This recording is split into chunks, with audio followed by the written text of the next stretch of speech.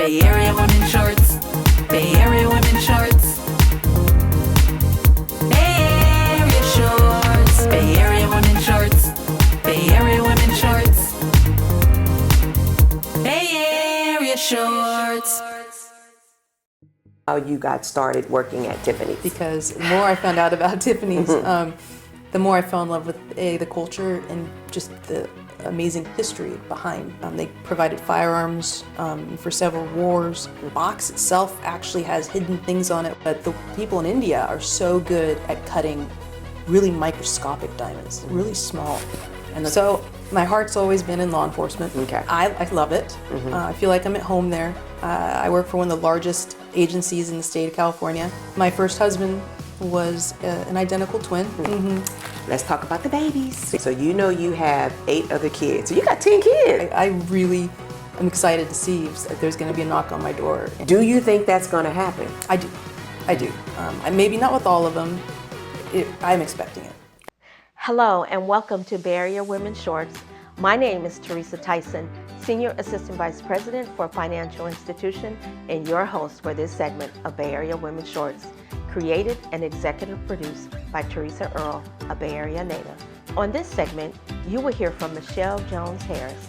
Michelle is in the correction field and a woman with many talents. Not many women can choose their career. Often we take jobs just so that we can make ends meet. But no, not Michelle. We will hear about her many careers and her amazing privilege to offer herself to families in need. Interviewing Michelle will be Dee Moncrief. Dee works in the financial industry and a woman of many talents herself, a carpenter and a fabulous seamstress. Dee has the unique skill of asking the right questions. So let's listen in. Hey, Michelle. Hello. Welcome to Bay Area Women Shorts. Thank you. Okay, so the first question I would like to ask you is, where did you grow up? So I grew up in Newcastle, California, which is a little bit north of Sacramento. But my entire family actually is from the Bay Area, in particular the Los Gatos, Cupertino area, where Hewlett Packard is. Right. My whole family worked at Hewlett Packard. Now, so did you come out here often? Yes, yeah. My grandfather stayed as long as he possibly could, and he we had to drag him out for retirement. So we'd always come down and visit him, and also my grandmother who lived in Cupertino. Okay, that's nice. Yeah. Because I'm from the Bay Area, but not down that way. Oh, okay. More up this way. Yeah. Okay, so the other question I'd like to ask you about careers. You've had several careers throughout your lifetime. Yes. And the first one that I would like to talk about Yes. is Tiffany's. Of course. Yeah. So let's go, explain to everyone how you got started working at Tiffany's. So I guess it would start with watching my uncle growing up cut stones, actually on a faceting table, and watching him take these rocks that didn't look like anything and then turn them into these beautiful works of art, which made me kind of fall in love with gemology. So then I decided to put myself through GIA, which is Gemological Institute of America, where I was trained in advanced gemology and advanced diamonds, and then went to work for Tiffany & Company. Because the more I found out about Tiffany's, the more I fell in love with the culture and just the amazing history behind Tiffany & Company. Okay, well, so this is a question I didn't ask you before. What made you, when you think about Tiffany's, I'm pretty sure, because when I used to work in San Francisco, there was another stone place, but it was based, I want to say South Africa. What made you choose? I think so, but what made you choose Tiffany's? Well, just the heritage of America. I mean, it came here in 1837. And when you think about it, it's been here since 1837. They still have their original flagship. They still have the original Tiffany diamond, which is a very, very unique yellow diamond. I actually got a chance to handle. I got, and then of course the location here in San Francisco is iconic as well. Wow. And they go everything back to, they provided firearms for several wars, but then just the pieces that they made for even like Jackie O. And every major family has had some kind of tie in with Tiffany's. and it's the blue box. It's the Mystique. Well, that's the thing. And We talked about the color. Yes, Tiffany blue. The Tiffany blue. It's trademarked, Patented. patented. Nobody can use that. No. And I know that, like, I've had friends who try to get that color mixed, Very difficult. but it's very hard to get that color mixed. I remember someone trying to hire me actually to help them. They wanted to put it on their personal firearm because it would be cute. Now, I couldn't, obviously, because I worked for the company, Right. but they couldn't get it right, and it's because it's very specific. It is, and I've seen like it's either too much of a yellow tone, too much of a blue tone. It's just off. It's never that particular color. Absolutely. And the boxes themselves, there's always little details people don't know about. The bows are specific, the colors are specific. The box itself actually has hidden things on it where, as an employee or someone that works there, you can look at it and know. So if people will come in with... What are those? I can't say. But when these fakes would come in, I would spot it. You already knew. I already knew. Talk about the bow. Well, the bow is a special training thing we go through. It's actually you only can untie it once, and it's meant to, when you pull the strings or either side of the ribbon, it just kind of flops open. It's the whole thing's a presentation. But what guys would do is, once they would buy their gifts, they would want to peek. And then they'd come back in and just panic because it's all, befuddled. And I had one guy who came in like 5 times. Yeah. And I was like, look, this is it. I'm cutting you off. And I honestly, I couldn't blame him. It was a gorgeous engagement ring. Gorgeous engagement ring. One of my favorites. But he was just so excited. I'm like, just give it to her already. Just give it to her. Now, okay, so, we talked about the gems. Have you ever yourself cut a diamond or a gem? No. No, I do not have the patience for it. Right, yeah. It's very, very meticulous. I mean, every angle has to be perfect. So you may set up one cut, and it's going to take you just 20 minutes to do one cut. Wow. Now, So like a big diamond, how long do you think it would take to cut it? a big one where it's worth a lot of money Yes. would take, our cutters used to take up to a week to do that. I never knew that. Because they actually have to laser cleave it first and make sure that they have all the proportions correct. And then every single facet, everyone always talks about the 4 C's. It's so much more than that. It's the polishing. It's a whole process. So I'm really amazed with a lot of the people actually in India that Tiffany's doesn't purchase from, because they only purchase from their own cutters. Really? So Tiffany's they have their own mines. They are 100% about protecting the environment, making sure that they're all mined ethically. It's a big deal at Tiffany, another reason why I like them so much. Right. But they'd only have our cutters do it. But the people in India are so good at cutting really microscopic diamonds, really small. And the thought, how hard that would be, to me, it'd be harder than even a bigger stone. So you see me microscopic? Yeah. That's the only thing I can afford. Okay, but you know what? I didn't ask you this before. Sure. Why did you stop working at Tiffany's? So my heart's always been in law enforcement. Okay. I actually created a program for Tiffany's, which was called Heroes by Tiffany. I partnered with our hand engravers to hand engrave law enforcement badges on people's jewelry, and with their actual specific badge number and everything. So that went nationwide, and I found myself wanting to do that all the time instead of gemology. And they were like, maybe, I said maybe I should just go back into law enforcement at that point. And I think you told me before that it was your heart. Like Yes. it was Always that in my heart. to do law enforcement. Always. Started with my uncle, who was a deputy sheriff up in Amador County, and he had a canine. I remember being very young and helping train the canine with hot dogs, to do the tracking. But I was like little. Yeah. So I fell in love then, and then it just kind of always was in there. So did you want to do K9, or you just? I did, but I didn't because I watched how hard it is on the dogs. Yeah. But it's a lot more. Because you have to work. retire those dogs, don't you? A lot of times, and depending on the agency, you get to keep the dog or you don't. Yeah. So luckily he got to keep his dogs. And now actually my aunt, who was a dispatcher up there too, trains some of the most amazing cadaver dogs in the whole United States. Wow. So she He still sends goes out them in. and finds Yeah, people that are yeah. missing. So I've helped with that as well. Okay, that's a good thing. It's a little weird. You're like, I'm gonna go look for a body today, but it's a weird hobby to have. Yeah. Okay, so let's talk about the law enforcement. So you've been doing that for how long? Almost 8 years. And how do you feel? I love it. I feel like I'm at home there. I work for one of the largest agencies in the state of California. And where I work is in the Bay Area. I can't obviously say the name. Right. Oh, wait. I gotta throw my brother in there. Oh, yeah, you said that. Yeah. My brother just retired from the Honolulu Police Department. My God. I love that. I know. So, we definitely, the first time we talked, I actually wanted to, when I first graduated from high school, I had two things, either to be a fashion designer or to be a police officer. So I got accepted to FIDM when it was in San Francisco. Oh, wow, okay. But even with the scholarship, I couldn't afford to pay. It was like $800, and that was like in the 80s. Yeah. Still had to pay with the scholarship, another $800 a month. Oof. So I just said, well, you know what? My second dream was to be in law enforcement. So I took, I think, a year at Contra Costa College.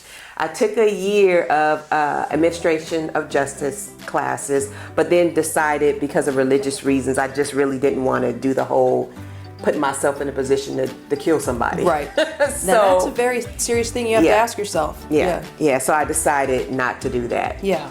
But like you said, you can't discuss it, but let's talk about what you love about it. I love the fact that I can change people's opinion of law enforcement officers.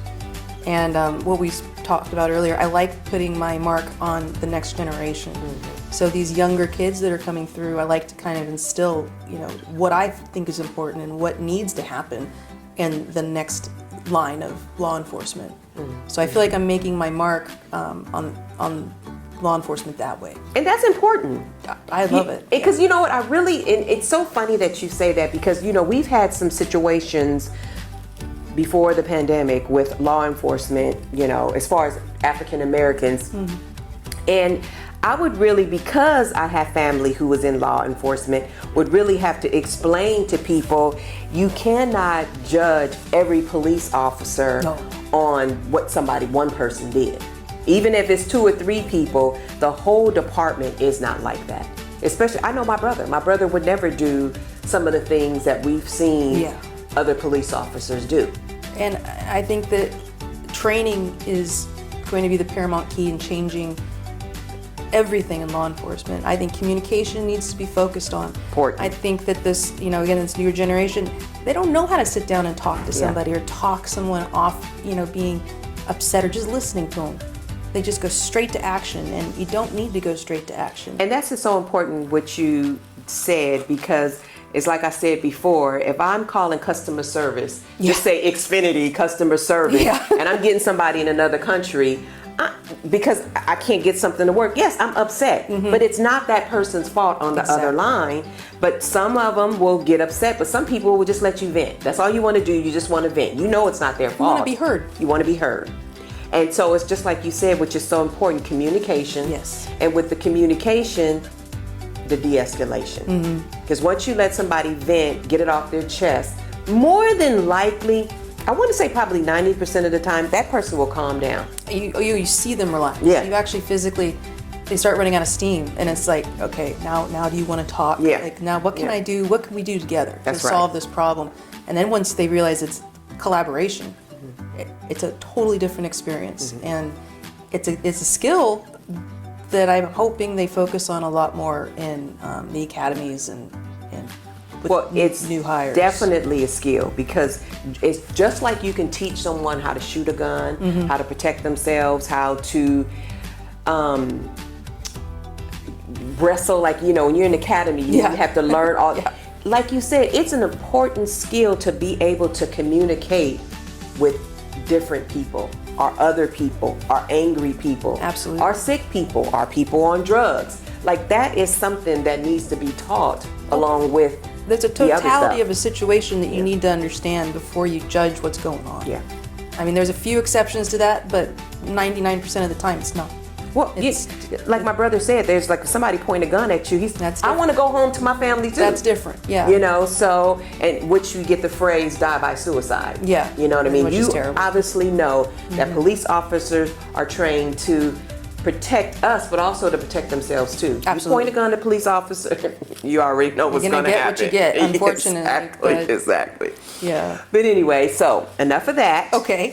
Let's talk about one last thing that is quite amazing to me that you've done. Mm-hmm. Let's talk about the babies. Babies. So I have 2 children of my own, two girls, and then my first husband was an identical twin, is an identical twin.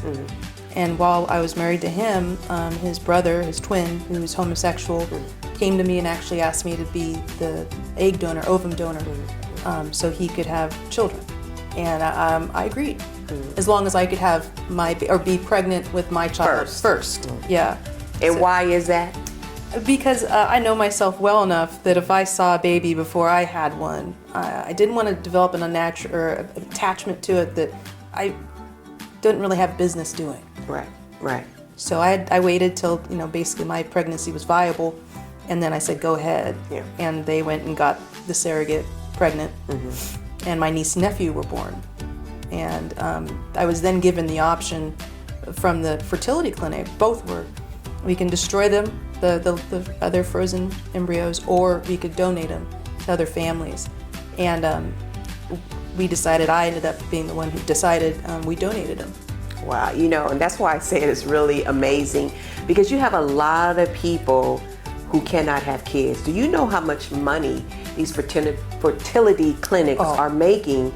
And people try 2, 3, 4, 5 times and they still cannot have kids. So the fact that you were willing to give those to other couples who couldn't have kids, like I said, is amazing to me. Oh, thank you. No, seriously. Thank you.